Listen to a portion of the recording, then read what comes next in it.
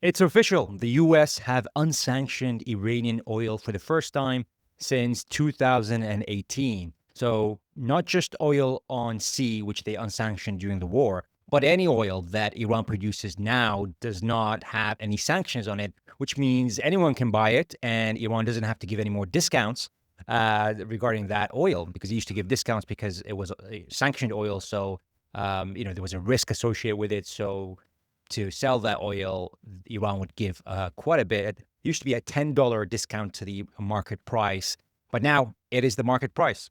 And that's going to add billions of dollars to Iran. Now, think about where we started when Trump initiated this war.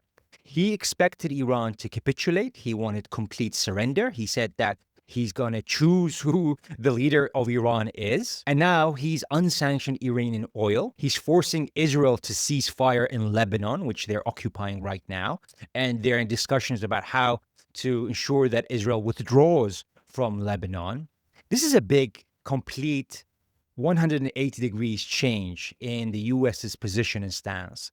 And the only reason why the US is forced to make those concessions and do this 180-degree stance is the closure of the Strait of Hormuz. That is Iran's nuclear weapon. Because in reality, the economy, the US economy, the world economy haven't actually yet felt the impact of the supply disruption as much as we expected, because most countries are using their inventory, their storage of oil to be released into the economy to ensure that the prices are not as high as we would expect and that there are no oil shortages. I mean, look at those figures I'm going to share with you right now to show where the oil inventories are right now compared to other years. This is the US total oil stock. The blue is the 5-year range for the past 5 years. The blue line is the 2026, and the yellow line over here is the 2025 average inventory. And then the dotted line is the average of those 5 years. As you can see, for 2026, which is the blue line, is way below the 5-year average. And in fact, for the strategic reserve, so this includes not just the US strategic reserve, it includes kind of inventories for commercial inventories. So not just the government inventories, but also private inventories. For the strategic reserve, which is a government storage of oil, which they release in extreme situations such as what we're facing right now, it's the lowest it's ever been since 1983. That's how low the oil strategic reserve is. And in 60 days, they're going to run out in the US. And so that's why they have to open the Strait of Hormuz right now, because it takes about 40 to 60 days for ships to go from the Gulf countries, all the way to the US to be refined into diesel and gasoline. Now, a lot of people ask, well, isn't the US a net exporter? Yes, it's a net exporter, but it still imports millions of barrels a day because a lot of the refineries in the US they need specifically Gulf oil. Not all oil is the same. Gulf oil is very different to shale oil, which is what the US produces. A lot of those refineries are structured to process heavy crude oil from the Gulf countries. And so if they don't have that Gulf oil supply, there's going to be disruption to processing that oil into diesel and gasoline, and there'll be shortages. Now, the good thing is there's Venezuela, which has a similar oil to Gulf, not exactly the same, which means there'll be inefficiencies, but some of that can be processed by those refineries in the US. But still, there's a big gap because the Venezuela oil is not going to replace the Gulf oil in terms of amount. But this is not just a US problem. I mean, you look at Europe over here. Again, the blue line is 2026. It's the lowest. And by the way, this blue line over here for the US, this is going to continue to decrease and decrease more and more as we go, because there isn't, even though the Strait of Hormuz is open right now, it's going to take 40 days minimum for that to come all the way to the US. So within 40 days, that's still going to go down. And so the same thing in Europe, it's below the 5-year average. You can see over Japan, it's way below, although it's going up recently. This is Singapore. Look at the blue line, how way below the average, the lighter blue average of the 5 years is.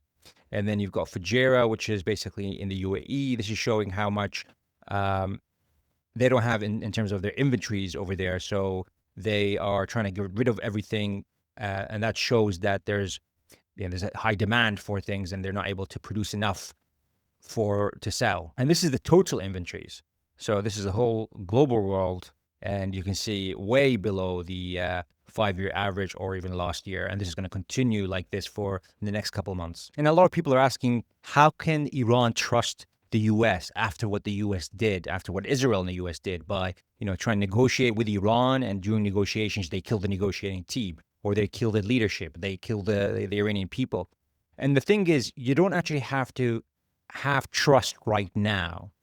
Trust is going to be based on action. And the situation that we are in right now is that at the same time that the U.S. is removing its leverage on Iran by removing those sanctions and the banking related to the sanctions on oil, Iran's leverage is increasing, even though it's opening the Strait of Hormuz, because it takes about 40 days to 60 days for that oil to pass all the way to the U.S. And during those 40 days, there's going to be less oil in the U.S. as part of the strategic reserves, this oil inventory. And so there's going to be more pressure to accept Iran's demands. And this agreement, this memorandum of understanding, is basically an action for action kind of situation, whereby the U.S. first has to do something, and then Iran does something for that. So the U.S. first had to stop the U.S. blockade on Iran, and then Iran slowly opened the Strait of Hormuz. But as soon as the U.S. Did something that kind of went against the memorandum of understanding, Iran immediately closed the Strait of Hormuz, which puts a lot of pressure on the U.S. because there can be no closure of the Hormuz right now to ensure that there is no oil shortages in the U.S., which will happen in 40 to 60 days if there is any disruption. And Iran doesn't even have to, fully close the Strait of Hormuz. They could kind of delay the process because still a lot of those ships have to go through Iran and get approval from Iran to pass. Even though there's no fees right now, there's going to be fees in 60 days. It doesn't mean that they don't have to get approval from Iran. That's actually part of the agreement. And so they still have to, Iran can still delay the movement of those ships to put pressure on the U.S. And we saw Iran putting that pressure when Israel didn't cease fire, which is part of the memorandum of understanding. And so at the same time as the U.S. is moving its maximum leverage, which is the U.S. sanctions, Iran is having more leverage as every day passes, even though they've opened the Strait of Hormuz, because of that delay from when ships leave the Gulf areas to when they reach the U.S. to be able to be refined and processed into gasoline and diesel. And so it's amazing to see that Trump is putting pressure on Benjamin Netanyahu to even withdraw, because that's part of the agreement. The first thing that Iran put as in the memorandum of understanding is that Iran, the sovereignty of Lebanon has to be respected. And the sovereignty of Lebanon, for it to be respected, it means that there shouldn't be an occupation in Lebanon, which is what Israel has right now. So they have to withdraw from Lebanon during this 60 days of negotiation, which can be extended. But we have to see something. They have to withdraw from some parts at least to show that they are doing something to meet that first condition of the memorandum of understanding. And so it's beautiful to see that Trump is having that pressure on Israel at the moment. Things might change later. This might be like a show where there's an agreement to do something later on Iran. We'll see what happens. But that's how trust is going to be built. It's through those actions. And the interesting thing that we saw is that the Sayyid Mujtaba Khamenei, which is the current supreme leader of Iran, made a statement where he said we'll show. It says over here, Iran's supreme leader says he initially disagreed with the recently signed memorandum of understanding between Tehran and Washington, but ultimately approved it after receiving assurances from Iran's leadership, especially Pezeshkian, which is the president, that the country's interests would be protected. In a written statement carried by Iranian state media on Thursday, Ayatollah Mujtaba Khamenei said he had a different opinion on the agreement, but granted permission after President Masoud Pezeshkian and other officials pledged to safeguard the rights of the Iranian nation and the resistant front. This is very important, which means Hezbollah in Lebanon and Ansarallah in Yemen, and accepted responsibility for the deal, i.e. the president accepted responsibility for the deal. Khamenei warned that Tehran would not accept additional demands from Washington. If the American side wants to be greedy, the Iran's leadership, will not accept it. And I find this extremely interesting because we've been told that Iran is a dictatorship where it's just the supreme leader that makes the decision and everyone has to kind of listen to him. There's no room for debate. People can't kind of raise their hands and say, we're not happy with this. But this whole process, and even before this, showed that actually it's not a dictatorship. We saw, Galibaf and the foreign minister Arachi go on state media in Iran, where he had to make the case for this memorandum of understanding, and people were questioning and challenging the notion that they could trust Iran, the U.S., and this is a good thing for the U.S. and why we shouldn't continue with the escalation. And people were very angry. Actually, they went on the streets to say that they shouldn't be negotiating with the U.S. And people on X kind of made a lot of questions about how they think this is a bad idea, even though the leadership, the president, is saying this is what we're going to be doing. But some people kind of were arguing against this. It seems like the supreme leader wasn't even happy with that approach, but he said he's going to leave it to the experts, and he gives approval based on the safeguards that they have, that if the U.S. doesn't meet those conditions, then they have a way to retaliate. And it doesn't have to be a military retaliation. It could be through the closure of Hormuz or through other means of slowing the passage of ships.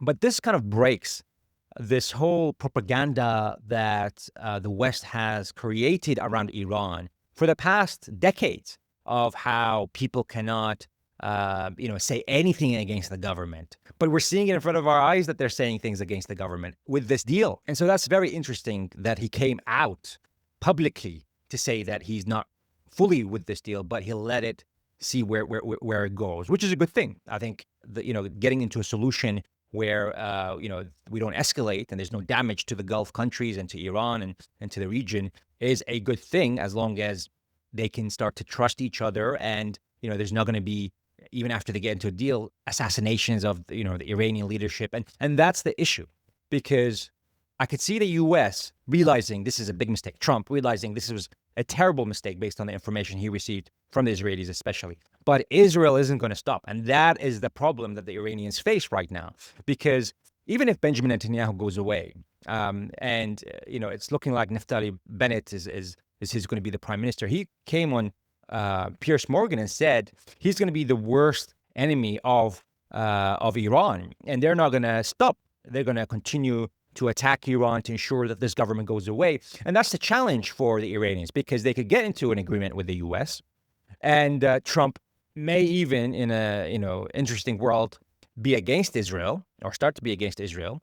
But Israel is going to do what Israel wants to do, and so they can still assassinate the leadership even after getting into a deal.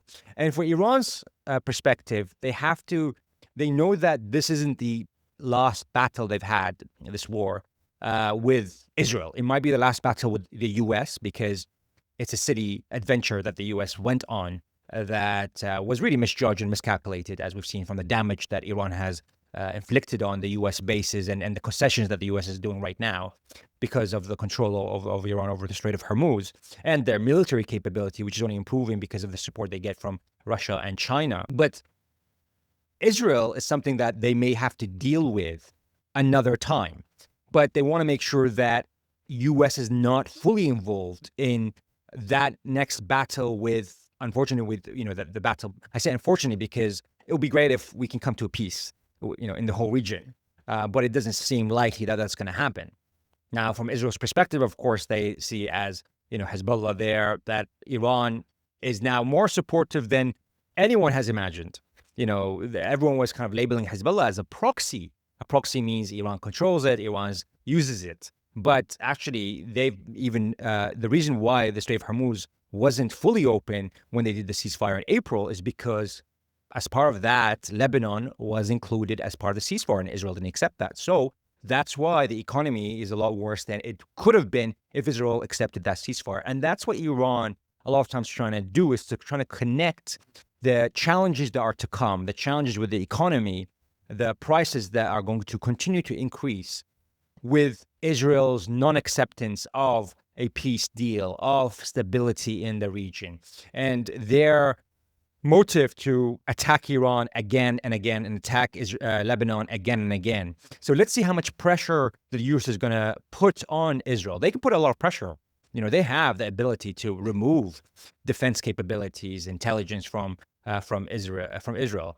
Now, Congress will never allow that, but Trump can do a lot in that area without Congress's approval, but not totally, because a lot of aspects require Congress to be involved. But let's see the pressure, and that's what Iran's trying to do. Is trying to put them to the side. This is the U.S. We can get into an agreement with the U.S. But Israel, if it wasn't for Israel, the U.S. wouldn't have attacked Iran. If Israel didn't say that this is going to be easy peasy, and here's the intelligence that provides it, and we have all the people on the ground that's going to be able to help us do that regime change, Trump wouldn't have done that. So it's now realizing Israel is the instigator, and Israel is going to continue, as Israel's saying that they will continue attacking Iran. And so that's going to be interesting in terms of the next battle between Iran and Israel. And Israel doesn't have a chance if it's just Israel and Iran, because for one, Israel uses jets to carry out their attacks. Those jets cannot fly all the way from Israel to Iran and back without assistance from air refuelers, which are mostly provided by the U.S. Israel doesn't have enough of air refuelers to carry out those strikes. So it's Israel. So it's the U.S. providing these refuelers to refuel the jets so they can come back, because they don't have enough jets. And it's the U.S. who is allowing those refuelers to leave the U.S. bases in the Middle East to provide the fuel to Israel to carry out those attacks. So without the U.S., Israel can't do much. And they've used up a lot of their assets on the ground in Iran. Not to say that they have more assets, I'm sure they do, but they used a lot of their assets in the last war, June war, and in this war. So that's going to be, I feel like, the final battle. And it'll be interesting to see what Benjamin Netanyahu is going to do, and I'm sure he's going to do a lot to derail this peace negotiation with Iran. And let's see what happens. I mean, I would love to know your thoughts about, are we actually going to see a peace deal? We're moving towards that direction. The thorn is really Israel, who can derail it, Benjamin Netanyahu, because for him to win the elections, he has to escalate Lebanon. For him to retreat, which means basically they've lost. And there was a poll done in Israel around did Iran win the war? And more than 80% of people said that Iran has won the war with Israel and the U.S. So the public know that this has been a catastrophic failure, not just from a military perspective, but from the image of Iran. The image of Iran for people right now is very different to before the war. Iran was isolated. Iran was seen as the one that, if it had the capability, it would cause destruction around the world. Well, it had the capability. It didn't do anything until they attacked it, and then it retaliated with its capability. And so for people now, people are waking up to Iran being a regional power that was playing soft all this time, but now is playing hard. And so is Israel going to accept that? Because for Iran to be a regional power, Israel is going to lose the power and influence, not just in the region, essentially, with a lot of the Arab countries, because now they have to kind of make deals with the bigger power, which is Iran at the moment. But if you did like this video, do hit the like and subscribe, and we'll see you very soon.